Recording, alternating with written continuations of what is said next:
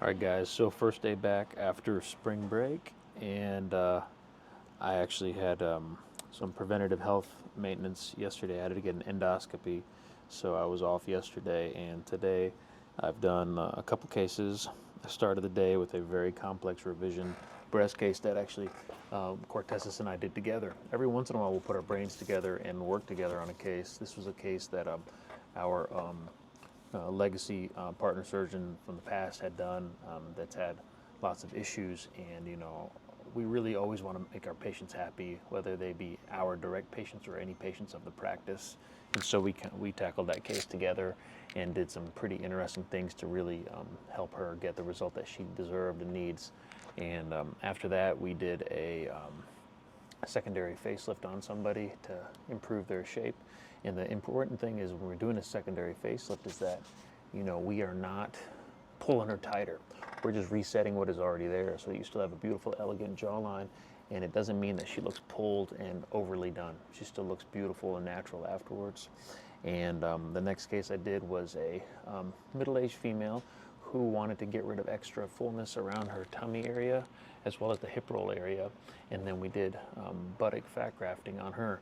And it's important, that's not a BBL. This is more of a volume redistribution to give this lady an aesthetic look so that she looks classy and ladylike and actually can fit her pants better. I've gotten a lot of women who come in, and these are older women, and they have trouble wearing pants, wearing jeans, because they don't have the buttock projection. Some people call this the no acetal syndrome, but it really is an issue, and they don't have that definition. So we gave her waist definition, added volume to her buttock and her hip dips without making her huge, so that she can have just normal proportions. And then my last case is going to be a patient that we're going to do circumferential trunk liposuction with Baser J plasma. We really like to combine those modalities. That often can give us a elevated and a superior result versus just liposuctioning alone, because you're doing something to help extract the fat easier, then you're doing something to break up the fat that's left behind, and lastly, you're doing something to facilitate skin contraction. So I think it's important to deal with all of those variables when performing a liposuction. And after that's done, I'm going to have a couple business meetings and go home and do this again tomorrow. All right, I'll keep you up to speed on new developments. Rise and shine, everybody. Just getting the day started. Doing my stairs, one of 20 times. We'll probably go up and down these 3 flights. Today we're going to do lots of surgery. It's a big surgery day, so have a couple of breast cases, have a couple of face cases, see some patients in between, make a couple calls, have a couple meetings, do what we do, and then go home and have some fun. So stay tuned, we'll keep updating you on what's up. Lights are still out up here. Wonder if anybody came to work.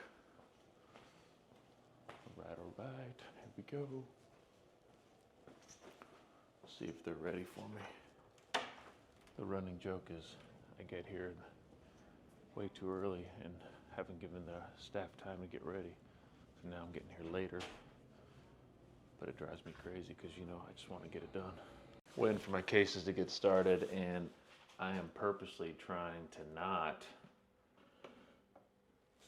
look at my phone as much today, because the other day I looked down, it's like 4 hours screen time, 6 hours screen time. So I'm trying to be more about human to human time, or just me in my own head time. But anyway, I'm doing a case now where someone has just a very subtle breast asymmetry after a procedure I did. And in those situations, your option are you do nothing and just be good with it, or you can do a small little micro intervention to try to get things a little bit more symmetric. Now here's the thing, anytime you do something, there could be a possible, different outcome, meaning if you adjust one side, then potentially you could shift the balance and it be different than the other side. So we always tell patients that, you have to manage expectations, and you have to know that the goal is to obviously get things perfect, but when there's 2 things, like something that's bilateral, it's almost impossible to get them exactly the same. But, I'm of the opinion if we can do something to make somebody happier and give it a shot, then we definitely will. And then the next case that we're doing is going to be a person who's tired of their implants or want to get rid of the implants. We're going to do a lift. and then we're going to do a little bit of fat grafting to help restore some volume so that she still has, a shape and look that she's content with. The next case, we're going to do something called breast reduction, where we're going to make breasts smaller. And what's interesting about breast reduction, which I've talked about before, is that not only are you helping patients get relief from back pain, from neck pain, shoulder pain, bra strap grooving, wetness under the breast, you're also giving them prettier breasts, perkier breasts, and you're giving them lift. So it's like this multiple benefit intervention that makes people really happy. And then the last case, I'm doing a facial case where we're doing a secondary central lip lift, a lateral lip lift. A lot of times people don't realize when you're doing a central lip lift, you're gonna get a nice eversion of the lip. Sometimes these patients don't even need to get filler anymore because you're unrolling that lip. But if you only take care of that central segment, this corner of the mouth might look a little funny if this is elevated, kind of the middle 2/3 and the lateral parts are not. So we always will do a little bit of a lateral lip lift potential, or at least offer that to patients so that you can keep it in balance. And then we're going to do buccal fat removal. A lot of controversy around buccal fat removal, at least on social media, where people are like, it's horrible, it's great. Listen, at the end of the day, it just depends on the patient, where they're starting from, and what their fundamental goals are. At the end of the day, you could say any procedure is controversial. You could say that any procedure is great. It really just depends on what a patient needs, what a patient wants, and where they're starting from.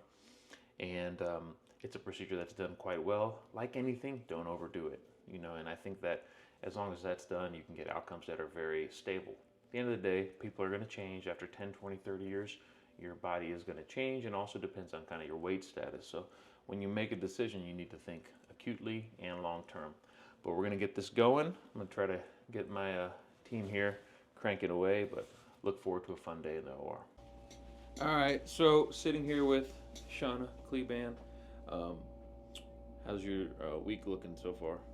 So far, so good. Today, doing a brachioplasty, implant removal on my next patient with a lift and some fat grafting to the breast. Yeah. Seeing some follow-ups in between and afterwards as well.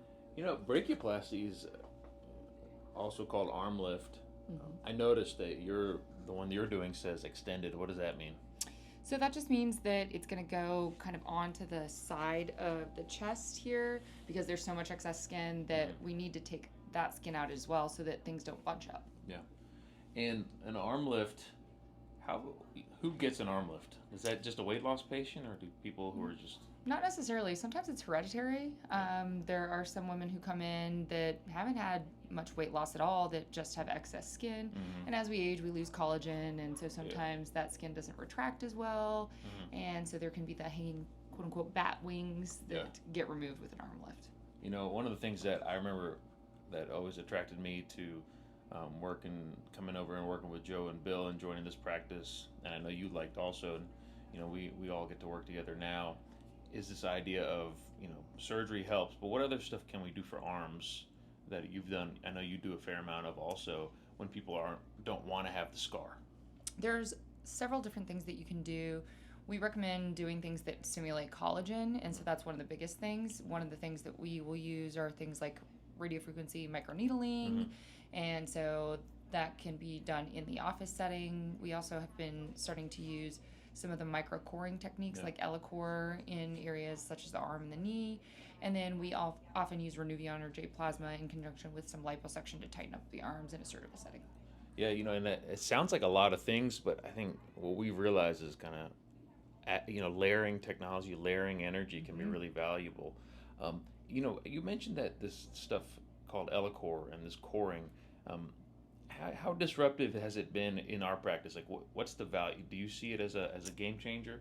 I do. I think, a lot of the technologies that we've been using in the past to tighten skin have been all about heat energy, and this is one of the exceptions to that rule, is that there's no heat energy involved in tightening the skin. In addition, it's meant to be a scarless procedure without involving surgery, so it kind of bridges a gap, I think, of helping with some collagen turnover, but actually being able to remove skin, which the other modalities can't. One last question. I saw that you're doing an implant removal and I think a breast lift, maybe fat grafting. I might have gotten it wrong. How do you tell when you're going to do a capsulectomy or remove the capsule? So there's a lot of patients who come in to see us that suffer from breast implant illness, and so part of their treatment plan usually involves capsulectomy. Patients that have what's called capsular contracture, when that capsule gets hard and firm and uncomfortable, and it can distort the breast. Those are kind of the main reasons we kind of see for capsulectomies. Or if we're changing planes and it's disrupting things, if we see any abnormalities of the capsule, we'll send that off. So those are some of the reasons. And do you ever get, when you send off the capsules, have you gotten path reports where things are bad? What's the likelihood of them seeing something bad? I have, knock on wood, never seen any sort of malignancy or cancer in any of my specimens. Usually it just shows focal inflammation. Yeah. No, that's really interesting. I know of like a few sparing ones where like you'll see something like maybe an ALCL, but those are like few and far between. Yeah. But I still think that we still always send it to pathology. Mm-hmm. What's your take on sending tissue to pathology when you do any kind of tissue removal? Do you usually send it to pathology? In the breast, yes. The rest of the body, no. Just because the risk of breast cancer is, 1 in 8 women will develop breast cancer in their lifetime. Right. The good news is that, once again, that risk is low in patients who don't have any history or any, masses. So less than 1% of the specimens we send off have a risk for malignancy. But we found them before. Yeah. Yeah, it's really interesting, especially on the screening. I mean, I can't tell you how many times we've found patients who've had like some DCIS or actually a formal actual cancer, and they get treated. It's amazing. They have to go for cancer treatment instead of having, a breast implant exchange. Yeah, and sometimes they're young, Mm-hmm. All right. Well, last thing, what's hot for you right now? What is the procedure you're just like, I'm just loving doing this procedure right now? I'm really loving doing the breast implant removals right now and the fat grafting and lifts. My patients are just so happy and so grateful. So it's been really rewarding. Yeah, that's awesome. Yeah. All right. One of the absolute best here. She's teaching me now. So, sitting here with Barada, world premiere. Is there a reason that you're not operating with me today and you chose Dr. Kleban? Just need diversity of cases and people. Huh. Might not good enough? She's paying me more. Oh, really? All right. I just finished second case, went and marked my third case. Gonna go back and make sure patient is waking up okay. Everything good in here? So great. She's still asleep, but it looks perfect. Awesome. All right. Next one's gonna be a good one. Always.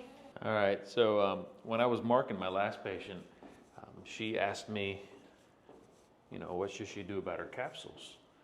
Because she's having her implants removed. I think this is a important question for patients to consider. And part of it is that, are the capsules causing an issue? Is there a pathologic issue related to the capsules? There are some people who are firm believers that all capsules need to be removed. There are others who think that no capsules need to be removed. I'm of the opinion that if the capsule is causing a fundamental issue, if there's concern about inflammation, if there's concern about something like breast implant illness, capsular contracture, calcification, malposition, pain and discomfort, I think those become reasons to consider doing something more aggressive. So I use the simple mantra of what's going on with the patient, what are their concerns, and is this risk of undergoing a more complex procedure going to be an appropriate balance for the potential benefits? And so again, it's really very patient dependent. So I think the key is patients need to really do their diligence, do a lot of homework, have those discussions with their surgeons, and then have the intervention that lets them sleep well at night and also puts them at least risk. All right, so I'm here with Kim, who's one of our incredible pre-op nurses. And Kim, how many days a week do you work? 1? 4 days. 4. Ha ha. No, I'm just being silly here. She is actually a very important member of our team. How many patients do you usually deal with every week? We normally pre-op 8 patients a day. 8 patients a day. 8 patients a day. And when she talks about pre-op, that is a concept of, what do you do at pre-op normally? So a patient's going to have surgery. Yes. And then they have this pre-op appointment. Right. What do you So do at a pre-op appointment? We are talking to the patient, making sure they have their proper medications, the proper testing that they need, medical clearance, EKGs, blood work, any other type, eye exams, things like that, depending on what surgery they're having. Yeah. And so what I'm hearing is safety, safety, safety. They're making sure that Very. patients are ready and safe for surgery. How about medications? A lot of times some patients are taking a bunch of stuff like Yes, meds and We supplements. will go over all their medications, make sure that they are able to take some medications the day of surgery, medications they cannot take the day of surgery. We review all that with the patient. And Very important. And do you all view supplements and medications Yes, hand in hand? Absolutely. Yeah. So that's really Absolutely. important to remember that supplements can cause issues and need to be stopped before. Kim, we appreciate you. Thank you. Have a good day. Okay. All right, guys. So I'm sitting here next to our very, very delightful team member, Stephanie. What do you do, Stephanie? I am on the concierge team. We take the phone calls for new patient consultations. Yeah, so she is one of the first people that a lot of our patients will talk to.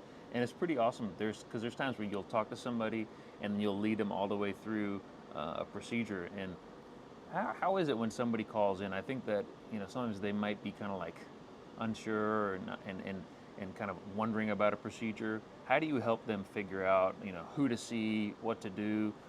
How does that all go? A lot of times I like to match the personality of the patient with the surgeon because I feel like that rapport lends itself to a better outcome for lots of reasons. Yep. And I do my best to make the patient feel comfortable on the phone. I think that's very important for them to want to feel like this is not a scary thing, but one that they're seeking out, so they should feel comfortable.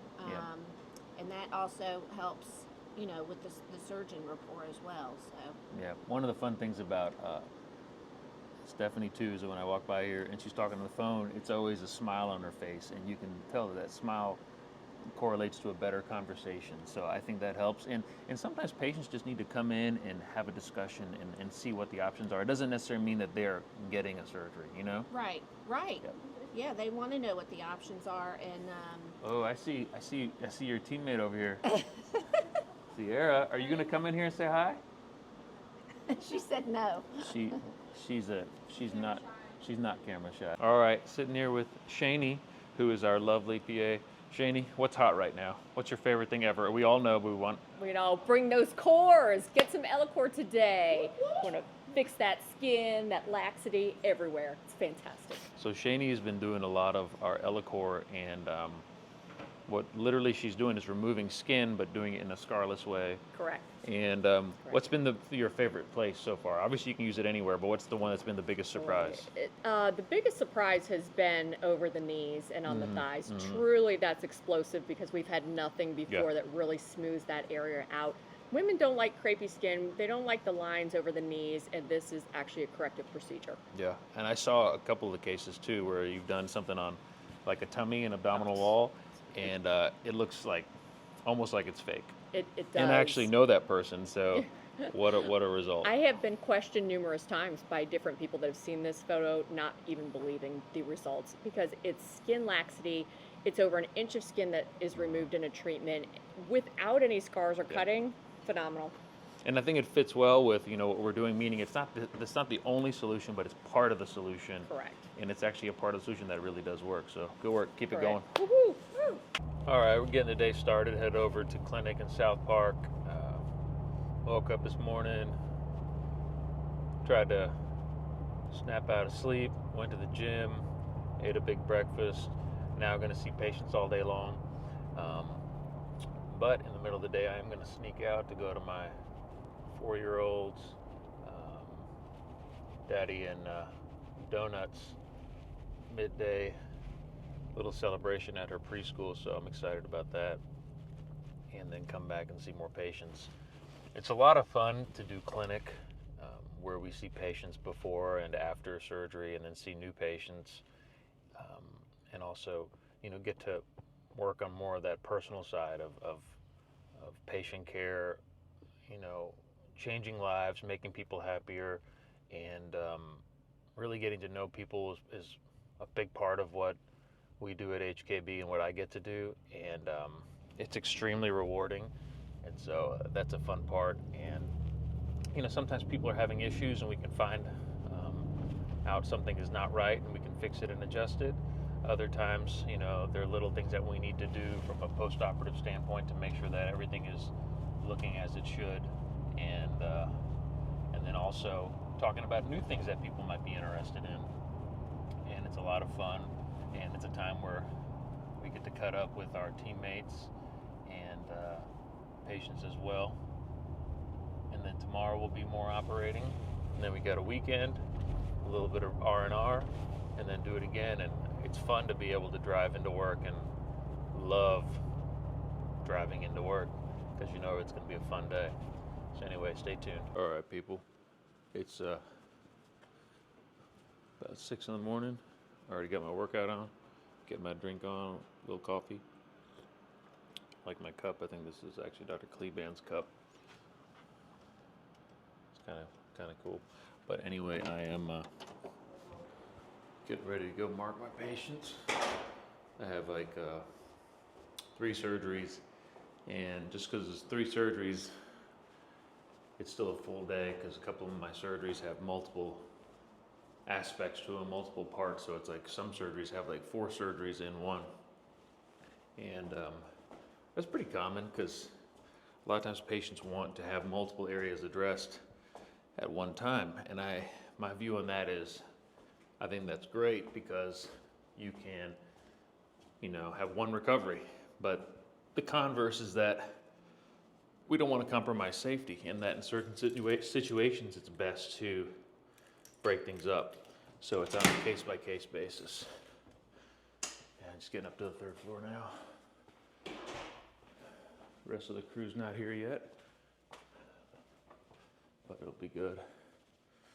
Here's our Elicor machine. This thing has been a fun addition. All right, let's see if everybody's in here. Hopefully my patient's here and ready.